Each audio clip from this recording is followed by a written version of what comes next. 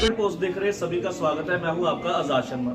आपने देखा होगा कि पिछले दिनों यहां की एक प्रसिद्ध संस्था वैदी ग्लोबल ने भारत में हो रहे लोकसभा चुनाव में मोदी जी को जिताने के लिए ऐलान किया था और उनके काफी ही संगठनों के लोग भारत में जाकर वोटिंग कर रहे हैं। और आज हमारे साथ जुड़े हैं वैदी ग्लोबल के डायरेक्टर राकेश रायजादा जी। आइए हम इनसे बात करते हैं और देखते हैं कि जो इनके दावे हैं उसमें क्या सच्चाई है और इनके लोग सच में जा भी रहे हैं या ये सिर्फ बातें ही हो रही है। क्योंकि कई तरह के इनकी पोस्ट के बाद लोगों ने कहा कि बस लोग वहां पर विदेश में बैठकर वहां से सिर्फ नारे लगा रहे हैं लेकिन जा नहीं रहे। और आइए अब इनसे बात करते हैं। आपका टारगेट पोस्ट पर स्वागत है जी। धन्यवाद आजाद जी।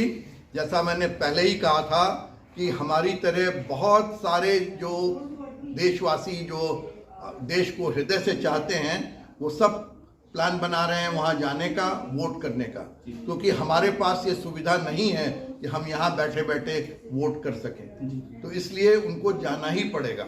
और बहुत से लोग जो उन्होंने हमारे पिछली बात सुनी तो मोटिवेट हुए हैं। कितने ग्रुप हमने देखे हैं जो गए हैं और धीरे धीरे जा रहे हैं, अकेले या ग्रुप में जा रहे हैं ताकि मोदी जी का हाथ मजबूत कर सकें।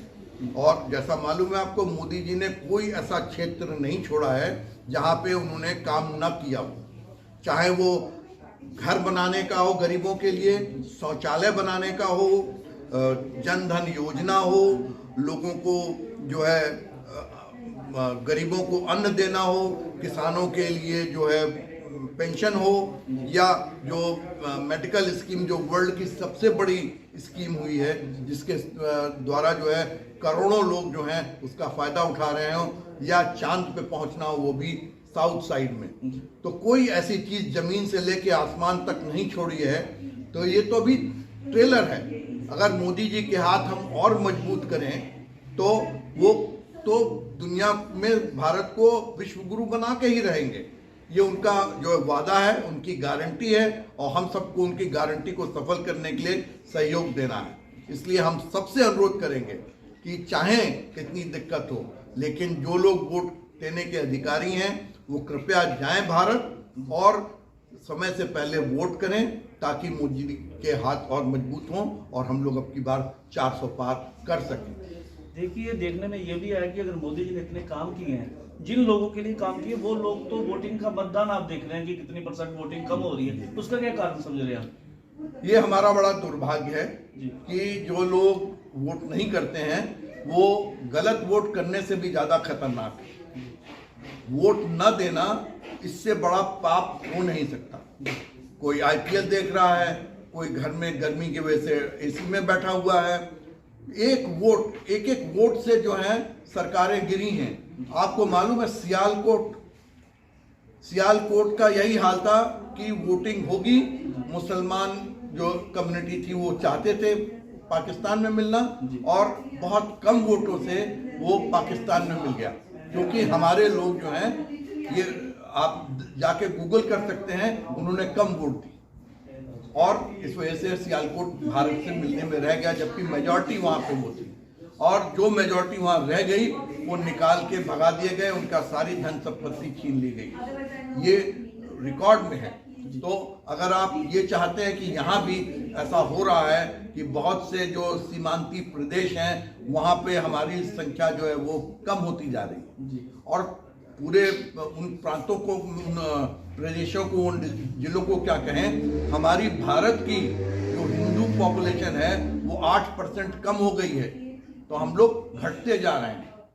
तो अगर यही हाल रहा तो हम जो है बड़े संकट में आ जाएंगे।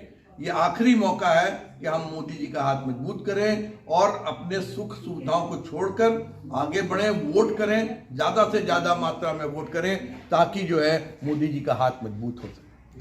आज आपने देखा ही होगा, सुना ही होगा कि केजरीवाल को जमानत मिल गई है। क्या आने वाले समय में और भी मोदी जी की जो वोटिंग कम हो रही है उस पर कोई असर पड़ेगा कि नहीं पड़ेगा केजरीवाल की जमानत को लेकर? केजरीवाल की जमानत को लेकर तो नहीं पड़ेगा, लेकिन ये बड़ा दुर्भाग्य है कि हमारी जुडिशियरी भी जो है ऐसे कर रही है जो नहीं करना चाहिए। केजरीवाल जैसे आदमी को तो बेल नहीं मिलनी चाहिए, लेकिन ये हमारा दुर्भाग्य है। हो सकता है फर्क पड़े, लेकिन मोदी जी के काम को अगर लोग देखेंगे, वो जो कर रहे हैं उनको देखेंगे और इनके कुकर्म देखेंगे तो कोई फर्क नहीं पड़ना चाहिए हमारे साथ। लेकिन वो फर्क उनसे पड़ेगा जो वोट दे सकते हैं, मोदी जी का हाथ मजबूत कर सकते हैं और नहीं जाते हैं। उनसे उनको मैं अनुरोध करता हूं कि नोटा न करें, वोटा करें। दिल्ली में भाजपा की 7 सीटों पर कब्जा था, क्या बरकरार रहेगा? हमारे हिसाब से तो बरकरार रहेगा। आएगी तो मोदी सरकार, लेकिन हमें 400 पार क्यों करना, ये मैं आज को आपको राज की बात बताता हूँ।